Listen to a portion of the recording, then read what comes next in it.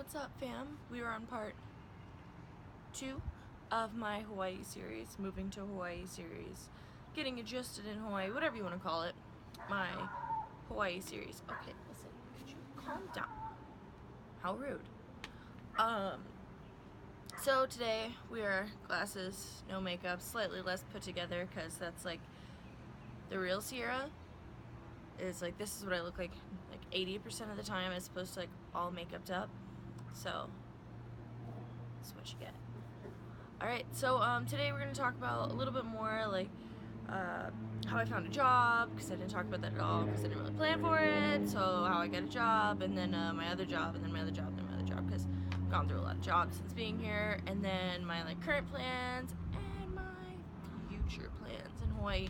If you haven't already, hit that subscribe button below so you can know when I post videos, like 2 days in a row.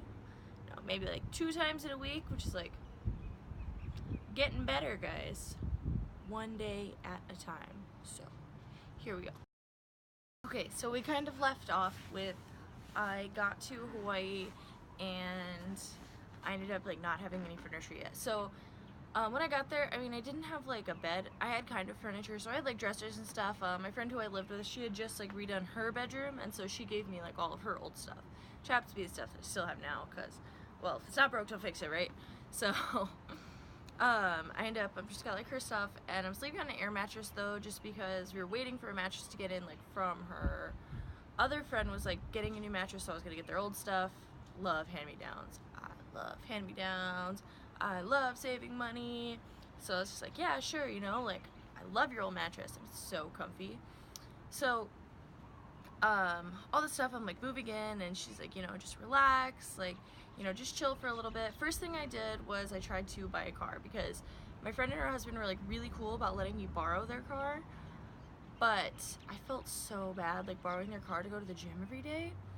So I just like, one of the first things I tried to do was buy my own car. I bought this little like Island Beater. I still have it. It's a little like 1998 Toyota Corolla. I'm not one of those like balling around in like Beamer or Mercedes or anything. Like, my car's, I'll show you guys sometime. My car is like real shitty. It's like little, it's like beat up, but you know what? It gets me from point A to point B, and that's what matters. It doesn't break down. It does what it's supposed to. It doesn't look pretty, but you know what? It gets the job done. So I finally like get a car within the first month, and I did not have a job lined up. That was something. I did not have a job lined up when I moved here. So, well, I guess I kind of like, I looked around for like serving positions, like just like waitressing, and I had gotten like one interview, and they were like, because nobody wants to hire you till you get here. So I got one interview, and I was like, hey, you know, I told you guys I was moving here a couple months ago, and you know, you said you wanted to interview, like, would that still be okay? And they end up having me in for an interview, and actually super embarrassing. This is like, Ciarra, please, like one of these things. So I meant to text one of my friends a picture. It was like a selfie of me in my interview clothes, and I was like, oh, I'm so excited for my interview today. I sent it to my boss, who was about to interview me. Yeah. Ended up getting the job anyway, because she didn't judge me for how much of a derp I am. And so I ended up serving with them for a little bit. So I was a banquet server just for like events and stuff, so it was super part-time, like on call, like whenever they needed us. And so it wasn't steady pay at all. And I was like, oh, I have money saved. I had like $5,000. But then I bought my car, right? So I only had like $3,000. And then plus I bought some furniture, right? So then I only had like $2,500. But then I'm like, oh, I'm fine. I have like $2,500. Like, I'll be fine. And so I wasn't worried about working all the time. And I ended up actually doing my first event with them. And the first event I did with them was like I catered a like Filipino wedding. And these guys come up to me, and they're like, oh my god, you look just like this Filipino actress. I forget what her name is, but they all wanted to like take pictures with me, and they were all like photographers, and they're like, oh, will you come do a photo shoot with us? You know, like, nobody's gonna believe that like we met this girl who looked just like, I really wish I remember what her name was. I think I have a comparison photo of me and her from when I first moved here. I'll put it up here, because I know I still have it somewhere, and I'll remember what her name is. I'll put it underneath too. But you look just like this Filipino actress. And I was like, oh, okay.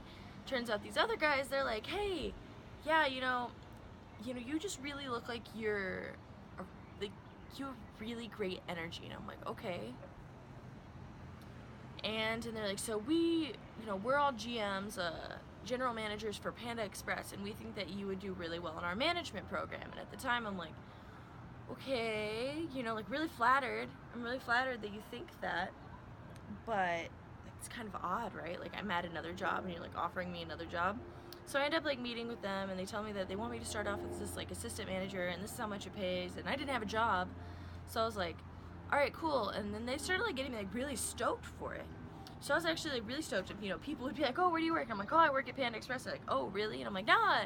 And then I would like give them the spiel, and I was so excited about it. But I worked there for like a month and a half, until one day I was on my way into work, and I was in my car, and I just sat in my car, and I just broke down crying. And I called my dad, and I was just crying and crying and crying. And he's like, what's wrong? And I'm like, I hate my job. And he's like, what the hell? Like, what's going on? I'm like, I didn't move to Hawaii to be miserable. What am I doing? Why am I doing this job? And he's like, I don't know. Why are you doing that job? And I was like, I don't know. Like, shit, I don't know why I'm doing this job. Like, why am I doing this job that makes me miserable? So I end up talking to the lady who I was doing catering events for, because I couldn't work for her because I was working like 50 hours a week at Panda Express. By the way, don't eat at Panda Express. I promise you, if you knew how they made that food, you would not want to eat at Panda Express. And what was in their sauces? Don't do it. But I end up calling, like I'm talking to the lady who I work for at the catering place. I'm like, yeah, sorry, I can't do any events. Like I work all the time. I work like 50, 55 hours a week for Panda Express. And she's like, you know, I'm looking for an assistant. Like basically she was looking for an assistant. She's like, an assistant banquet director. Like it's basically like event coordinating, you know. If you're interested, I'd love you have it in for an interview. I'm like, yes, I'm interested. So I go in for this interview, and we like nail it. We really get along. And so I take this like event coordinating position. So I'm ending up like I'm going with them. This job also super stressful. I don't know if anybody's ever done that, but coordinating weddings and stuff is hectic. Like it's super stressful. So, but I liked it a lot more. So I was like having a good time, like working with her. I ended up being like good friends with her. But one day I like feel like the company's just not doing so well. Like the company's just, it wasn't going well for me. It wasn't going well for the company. They weren't making money. They were really just going down. And so I decided I'm gonna like go and I'm gonna seek, you know, employment elsewhere. So I go and I start at a restaurant, and I start serving at a restaurant. Now this is just like my career. Like, I mean, it's not a career obviously, but at this whole time I'm just like enjoying Hawaii, like living the life, you know, like going to the beach whenever I want, like working whenever I want. Then I like get the serving position, and so the hours are different, so I can go to the beach all the time during the daytime. I end up working for this restaurant for a while. I loved working for this restaurant. Like these are such good people. It was such a good place to work. Like I just loved it. I made good money. Like serving's good money, for anyone who knows. Like serving's pretty good money. They really loved me there, but then I ended up getting an opportunity to be put on orders, which is basically like for the National Guard. So I ended up like just working for the National Guard full time for their counter drug program, and it was just super fun. I got to be, and then from those 2 months that I got put on counter drugs, I got to work then from there on state active duty, which is a lot less pay, but it was still like steady hours, because I was like serving, you know, I want to go back to school, and serving isn't good for going back to school, so I want something like steady. So I started working state active duty. That was pretty fun. Like it was good, you know, steady job. But I worked in a tunnel, so I was never like literally in a tunnel. There's like a tunnel in the mountain, and I worked in the tunnel in the mountain, so there's no daylight. Like it was just like, I mean, I liked my job. Like it was okay. It wasn't bad. It was just that, like, it's just depressing. Like being inside and being in the tunnel all the time. You never see the outdoors. You never see the weather. So I'm working there, and then I get offered a job working for the State Department of Defense. It's like 2 blocks away from where I worked before, better pay, and they're like, yeah, do you want to start now? And I'm like, well, I don't have to be in uniform, better pay, shoots, I'm out of here. So that's what I'm doing now. I've been doing that for almost a year. Not almost a year, like 9 months, so I guess it's almost a year. But before that, it was like within a 6-7 month span, I had like 4 separate jobs. And that's the thing, and that's something that I'm like, I don't know, I just really want to portray to people that it's like, people think that they have to have a steady job in order to like do the right thing. Like, oh my god, you know, I moved to Hawaii and like I switch jobs all the time, and like, you know, at the time, I guess I was kind of thinking like, you know, what am I doing? Like, what am I doing with my life? I can't even keep a steady job. But it's like, in my opinion, it's not you who can't keep the job can't keep you. Like, if they can't keep you, that's not your fault. Like, I mean, unless you did something like really terrible to lose your job. Like, if you did something like, you know, you like kick someone's dog off the porch, then it's like, all right, you know, you kind of deserve to lose that job. But it's just like, if it wasn't the right fit for you, and if you don't just love going into work every day and you don't love what you do, then it's like, that job couldn't keep you. It's not that you couldn't keep your job. And I think it's the same way with like living somewhere. It's like, it's not that you are doing something wrong and so you can't live there. It's like, it's the fact that this place couldn't keep you. It couldn't contain you, and it couldn't keep you in that box and keep you in that place. So, I mean, that's just something I feel like to move forward is, it's just like, don't worry if something doesn't work out the first time. Like, if something doesn't work out the first time, there's a reason for it. And most of the time it's not your fault. Like, me in these jobs, like, I mean, I felt bad, right? Like, when I didn't want to work for Panda Express anymore, like, these people like took a chance on me, and I was just like, but I'm sorry, I just can't do it, you know, it's not me. And they were like, no, we don't want to keep you. Like, if you're not happy, don't do this, don't be unhappy. And it's the same thing with every job I've had. It's just like, you know, you're there, and it's like, but if you're not emotionally there, then it's not the job for you. Like, I didn't love working at Panda Express. I didn't love coordinating events. I didn't love being a server. Like, it was okay, I didn't hate it, but it's just, it wasn't what I was passionate about. Not to say that the job I have now is what I'm passionate about, but in my job now, I'm very close to school, and I can work on my online schooling while I'm at work, and my online schooling and getting my degree and following my dreams is what I'm passionate about, and so this job is a step in the right direction. Alright, and in my job now, I can work on my online coaching business, and I can send emails to my clients, and I can do check-ins, and I can do all this stuff at my job. And so, although this isn't my dream job, this is inhibiting my dream job, and it's putting me in the right place to be able to do my dream job. And that's what's important to me, is that although it's not exactly like, oh yeah, I don't want to be a secretary for the rest of my life, of course not, but it's putting me in the place to be able to do what I want to do. And that's something important to think about as well. Like, just because something's not exactly there doesn't mean it's not a step in the right direction. Like, I feel like Panda Express was a step, this event coordinating was a step, serving was a step, and here I am, another step towards my goals. I want to go back just a little bit because I feel like I really jumped from like the beginning to here. So those were my jobs, but where I was at in life was like, Panda Express, I was really still trying to like settle in, but I had no time for myself. Although it was a good paying job, I did not have any time for myself. I was working 50 hours a week, and I was, like I said, I was miserable. Like, why am I doing this? I did not move to be miserable. I did not move to not love my life.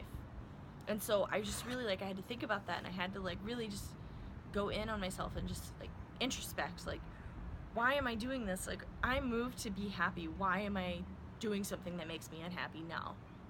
Like, this doesn't make sense. And so that's when I quit my job. I couldn't do it. Event coordinating to the other job, like, I probably would have stayed event coordinating because I really enjoyed like my coworkers, and I really enjoyed like who I worked for. But it just, like, it wasn't a good situation for any of us, really. And then the serving job, like, in my serving job, I'm not gonna lie, I loved my serving job. I did. I loved, like, I worked for a brewery, so it was like free beer, not all the time, but like you would get like a free shift beer and then like discounted food. The food was really good. My coworkers were amazing. Like, I loved like who I worked with. I loved my managers, who I worked for. I liked the location, but it's like I knew that for me, I needed to step in the right direction. I was partying like way too much. I was drinking way too much. At the time, I was prepping for Worlds last year, and this place had like the best garlic fries, and all I did was munch on garlic fries all day. I'm not gonna lie to you guys, like, I was just eating garlic fries all day. And so I was like, you know, I knew like for myself that I needed to get out of that situation in order for me to cut for Worlds. I knew that I needed to get out of the drinking and partying situation to get like where I wanted to be. Like my goals, my lifting goals did not include partying and drinking all the time, and so I needed to take a step and get away from that. And that's what Counter Drug was for me, because I had to get up at 6 o'clock in the morning and be at work, you know, like I had to wear a uniform every day, like I had to not be hungover for my next shift. It wasn't the same, and it took like a bigger level of commitment. And just going from, I mean, even just going from National Guard, my National Guard full-time job, to my state civilian job that I have now, it's like, I just took it, like I knew I needed the better pay. I knew I didn't want to be in uniform all day. Like that's just the thing for me. I don't know. I really hate having my hair in a bun. I know it sounds silly, but I really just hate my hair being in a bun all day. I hate like feeling, I don't know, I don't like not expressing myself, and so I knew that I really like needed to take this step in the right direction for me. And the job I have now, it's like, it's really inhibiting me to be better. It like helps me. I get up every morning, I get up super early, I go to work super early, so then I can eat my meals whenever I want. There's a kitchen there, I can cook there if I so wanted to. I mean, I cook at home usually, but I could cook there if I wanted to. I didn't realize I was so close to dying. Anyway, so like I was saying, I don't like not expressing myself. I really felt like I was not expressive in uniform. I mean, I can't really be, you know, I can't dress how I want, can't do my hair how I want, I can't do my makeup how I want, like, very, like, limited in what you can do. So I just, you know, wanted to step out and step into that different direction. So between all of those jobs, I did move to a couple different places. I moved out of my friend's house within, like, a couple months. I just felt really bad, like, I wasn't paying her rent. Sorry, there's a bug. I wasn't paying like rent, and I just wanted to live in my own place, and they were their own like married couple, and so I just didn't want to be in that, you know, in the middle of their like couple anymore. So I moved out, and I moved into my own place, but I was paying like a lot for just like a bedroom, but it's like pretty average. So I was paying like $1,000 for 1 bedroom in a 2-bedroom apartment, which is pretty like standard, but I couldn't afford that. So I only lived there for like 6 months, and I lived by myself. I don't really like living by myself. I mean, I do like living by myself, but I don't. So I moved out of there, and then I moved here, which I love. I've lived here for over a year now. I love it so much. My roommate's really great. What I really like is that we have opposite schedules, so we're not like running into each other all the time. So in the morning, you know, we're not like fighting for the bathroom, and not like fighting for the kitchen. Like we work different schedules, and so it's kind of like living alone because we're not really home at the same time. But it's also like all the perks of living alone, but also all the perks of having a roommate, because we, you know, split rent, we split utilities, we split everything, and so it's like less expensive. And it's also like living alone because I get all my privacy and alone time because she's not here at the same time as I am, so it's really great. So this video ended up being a lot longer than I wanted it to, because I'm not even ready to start talking about the current or the future yet. Okay, so I'm gonna cut this off here, I guess. This is part 2, so same thing as part 2. If you want to hear a part 3, let me know. I just have a lot to say. I guess I'm long-winded. I like to tell my story. I like to talk about everything so that you guys, you know, you guys don't feel like you're missing anything. You don't feel like I'm hiding anything. I like to tell it all, how it is, step by step. I went through all these different jobs. I guess that's what this video is mostly about, is all my different jobs, and like finally settling in the right place and finding the place where I could start to follow my dreams and get my niche. And the place, like, right, so my job now, it allows me to do my online coaching, and it's really great so far. Thank you again for watching, guys. Part 3 coming.